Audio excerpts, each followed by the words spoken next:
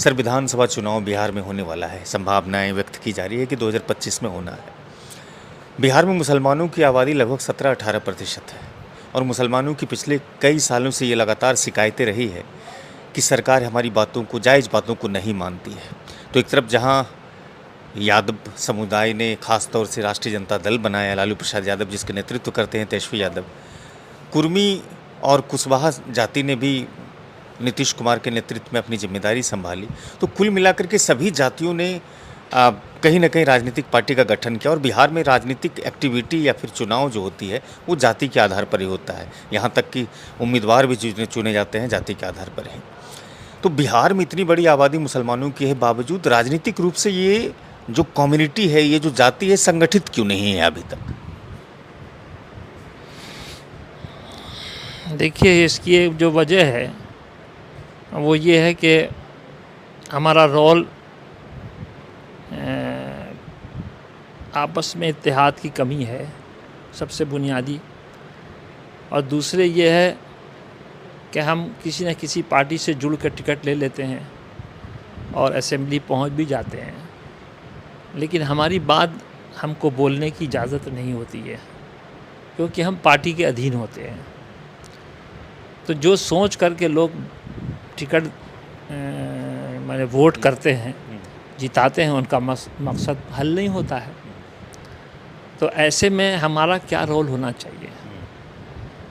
क्योंकि कोई भी आज तक जो पार्टियां रही हैं, चाहे वो कांग्रेस हो, तो आप बताइए कि कांग्रेस से पहले मुसलमानों को मुआहदा करना चाहिए कि नहीं, कि भाई हमारी ये शर्तें हैं तो हम आपका साथ देंगे। लालू के साथ हो तो हमारी ये शर्तें हैं तो हम साथ देंगे। नीतीश हैं तो ये मेरी शर्तें हैं।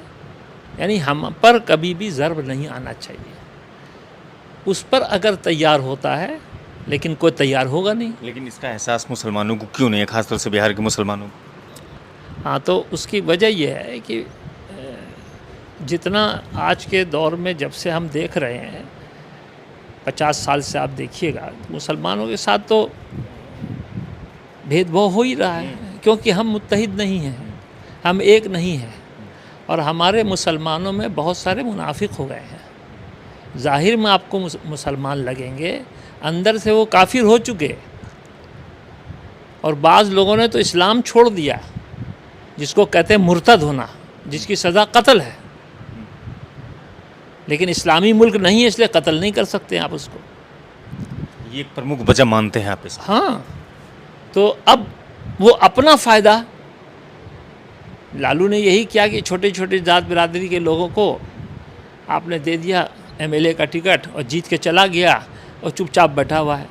अच्छा, वो मुनाफिक या मुर्तद जो जिसके अंदर में मुनाफिकत है, उनको भी तो एहसास होता है कि सरकार हमारे ऊपर कभी वक्फ के नाम पर चोट करती है, तो कभी सीए के नाम पर चोट करती है, तो कभी आपके अधिकारों को हनन करने पर चोट करती है। आप इनसे एहसास नहीं करते हैं? इस पर संगठित होने का कभी भावना जागृत नहीं होता? मुनाफिक को मुसलमान से क्या मतलब है? जैसे फतेह क्या ना था, वो फतेह का फतवा क्या था? अच्छा, वो तारिक फतेह, वो क्या वो मुसलमान था? हाल में वसीम रिजवी। हाँ, इस तरह के बहुत सारे आए हैं और हर पार्टी में हैं, क्योंकि जो आदमी मुसलमान की शिकायत करे, इस्लाम की शिकायत करे और इस्लाम की शिकायत सुने, वो मुसलमान ही नहीं है।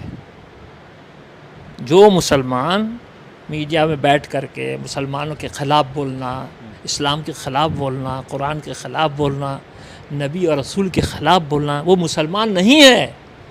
वो नाम रस से क्या होगा? जैसे एक रिजवान है, वो मुसलमान नहीं है, वो मुनाफिक है, वो या कहीं मुर्तद हो चुका है। तो इस्लाम के ख़िलाफ़ बोलना मुसलमान हो ही नहीं सकता है। हम जिस कंपनी में रह रहे हैं, जिस फैक्ट्री में रह रहे हैं, जिस शोबे में हम हैं, उसी के ख़िलाफ़ हम करेंगे। हम कांग्रेस के ख़िलाफ़ करते, आपको कांग्रेस में रहने देगा? कोई भी नहीं रहने देगा, आपको सस्पेंड कर दिया जाएगा, आपको रिज़ाइन करना पड़ेगा। तो उसी तरह इस्लाम के ख़िलाफ़ आप मुसलमान होकर करिएगा तो इस्लाम में रहिएगा, आप नहीं रहिएगा, आप इस्लाम नहीं, मुसलमान नहीं हैं आप। आपसे किसी को भी उम्मीद नहीं रखना चाहिए, वो बिक चुका आदमी। हमको चाहिए एक ऐसा मुसलमान, ऐसी कौम जो हमारे मुद्दे को उठा सके, चाहे इसके लिए जान देनी पड़े। शहीद होना पड़े। सुधार कैसे होगा ये?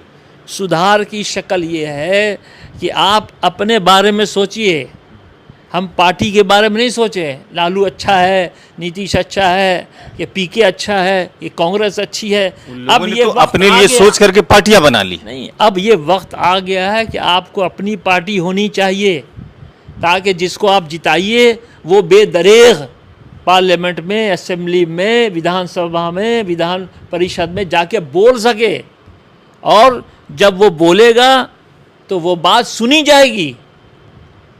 और आपका प्रेजेंटेशन पहले है और फिर आप बोलिए अपनी बात।